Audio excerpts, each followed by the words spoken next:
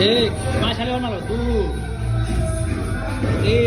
ये देखिए अभी हम लोग जा रहे हैं जिम में और जीतू का सेकंड डे है अभी।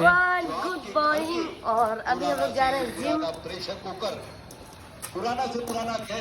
ये देखो, अभी को देखो कैसे जा रहे हैं।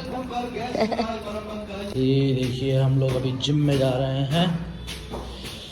जिम में फोर्थ फ्लोर पे है।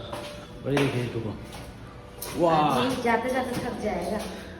ये सीढ़ी चढ़ते हुए। ये देखिए फाइनली हम जिम आ चुका है और जिम में अंदर एंटर करते हैं।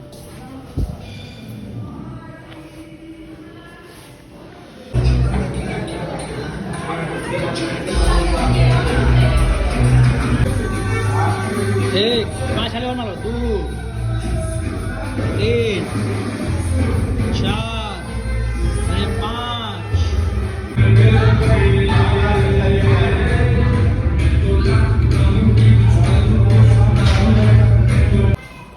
तो फाइनली हम लोग का जिम खत्म हो चुका है और हम जा रहे हैं जिम करके। और ये देखिए देखो, तो जिम खत्म हो चुका है। जा रही हूँ, थक गई हूँ, 2 दिन से कर रही हूँ, लेकिन खुशी की बात है अभी तक बॉडी दर्द नहीं हुई है। सो चलते हैं।